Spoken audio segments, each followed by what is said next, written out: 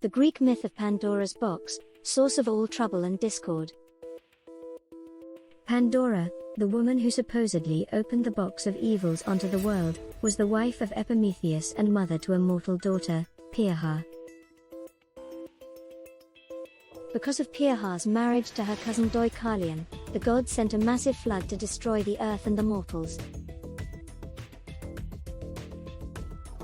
However, PYRRHA and Deucalion managed to survive the flood, and after seeking help from the oracle at Delphi, they cast the bones of Pandora to the ground so that the world would be repopulated.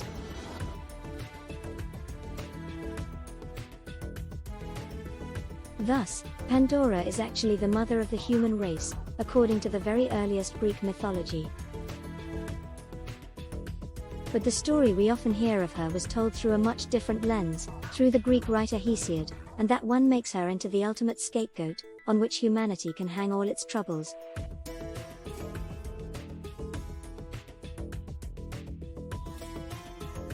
Her other name is Onisidora, or she who sends up gifts up, implying from below within the earth.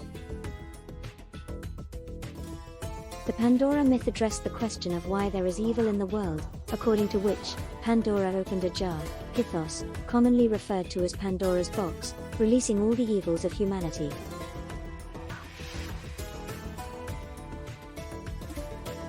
Pythos becomes Pandora's box, from the Latin, pix. The word translated as box was actually a large jar in Greek antiquity, pi theta omicron sigma, pythos. Pythoi were used for storage of wine, oil, grain or other provisions, or, ritually, as a container for a human body for burying, from which it was believed souls escaped and necessarily returned. Many scholars also see a fascinating analogy between Pandora herself, who was made from clay, and the clay jar which dispenses evils. The mistranslation of Pythos is usually attributed to the 16th century humanist Erasmus, who, in his Latin account of the story of Pandora, changed the Greek Pythos to Pyxis, meaning box.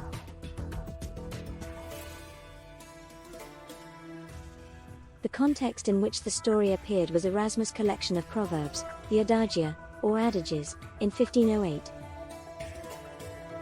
Hesiod's very negative interpretation of the Pandora story went on to influence both Jewish and Christian theology and perpetuated her bad reputation into the Renaissance.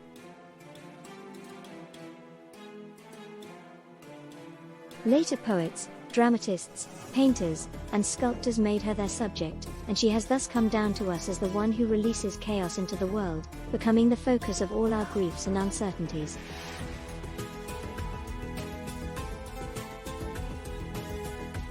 Hesiod changes Pandora's story, making her scapegoat for humanity's ills. The Pandora myth first appeared in written history, in lines 560 to 612 of Hesiod's poem The Theogony, which was written in circa 8th-7th centuries BC, without ever giving her a name. After humans received the stolen gift of fire from Prometheus, an angry Zeus decides to give humanity a punishing gift to compensate for the boon they had been given.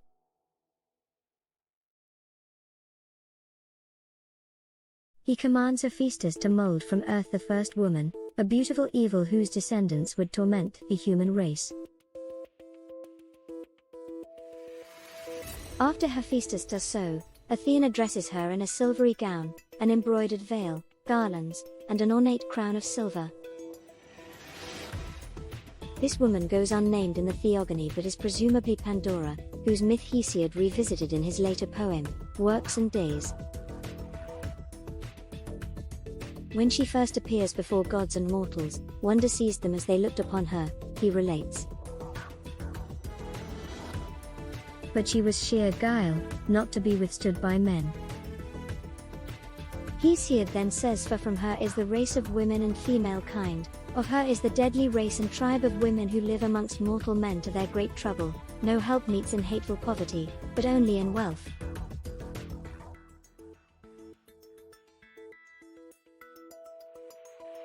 The god Hermes also gave her the power of speech, putting in her lies and crafty words, Hesiod claims, then bestowing on her a name, Pandora. This name, however, amplifies her original nature as the Earth Mother and the original mother of mankind. In Hesiod's retelling of her story, Pandora brings with her a jar, which, due to textual corruption in the 16th century, with a mistranslation from pithos to pix, the Latin for box, came to be called a box, containing countless plagues.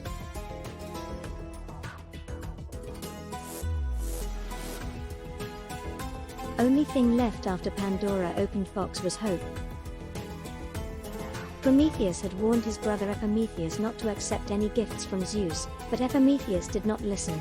He accepted Pandora, who promptly scattered the contents of her jar.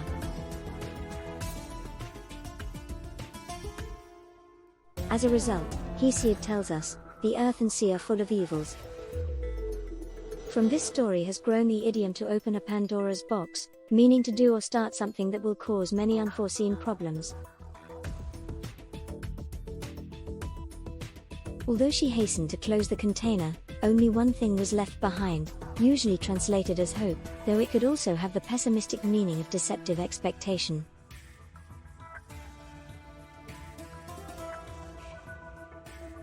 Hesiod writes, only hope remained there in an unbreakable home within under the rim of the great jar, and did not fly out at the door.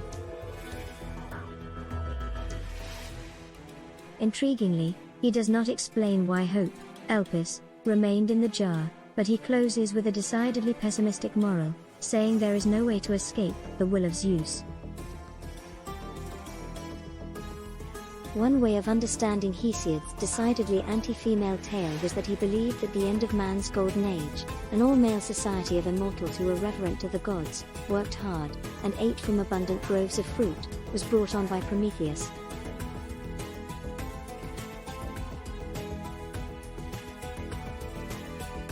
When he stole fire from Mount Olympus and gave it to mortal man, Zeus punished the technologically advanced society by creating a woman.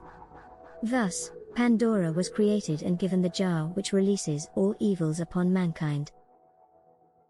Pandora equated to Eve of the Bible. Archaic and classic Greek literature make little further mention of Pandora, but mythographers later filled in minor details or added postscripts to Hesiod's account, and her story took off in the Middle Ages in the West, leading to our interpretation of it today.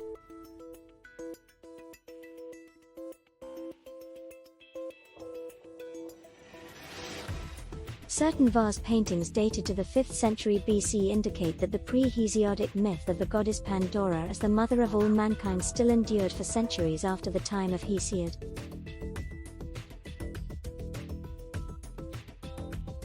The Hesiodic interpretation certainly did not completely obliterate the memory of the all-giving goddess Pandora. A scholium to line 971 of Aristophanes' play The Birds mentions a cult to Pandora, the earth, because she bestows all things necessary for life. In 5th century BC Athens, Pandora was prominently featured in a marble relief or bronze appliques as a frieze along the base of the Athena Parthenos sculpture, the culminating experience of the Acropolis.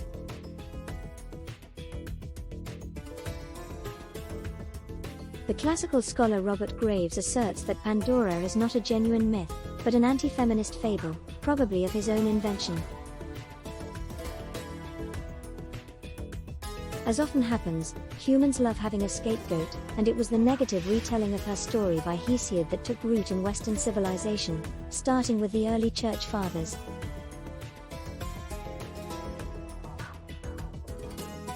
They posited that the classical myth of Pandora made her a type of Eve. Each is the first woman in the world, and each is a central character in a story of transition from an original state of plenty and ease to one of suffering and death, a transition which is brought about as a punishment for transgression of divine law.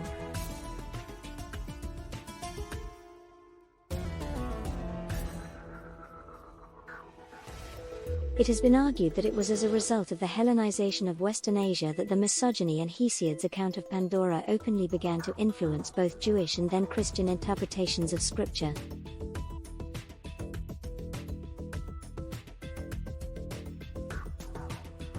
The bias against women so initiated then continued into Renaissance times. There were alternative accounts of jars or urns containing blessings and evils bestowed upon humanity in Greek mythology, of which a very early account is related in Homer's Iliad.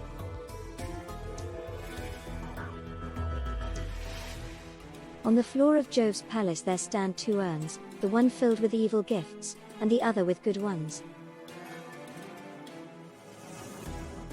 He for whom Jove the Lord of Thunder mixes the gifts he sends, will meet now with good and now with evil fortune, but he to whom Jove sends none but evil gifts will be pointed at by the finger of scorn, the hand of famine will pursue him to the ends of the world, and he will go up and down the face of the earth, respected neither by gods nor men.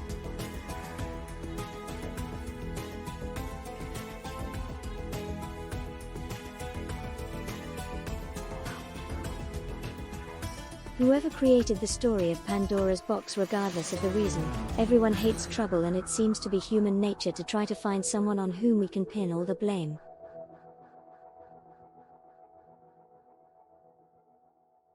Hence, it is still the old standby of Pandora who epitomizes this most recent scandal, from which a plethora of trouble will certainly ensue.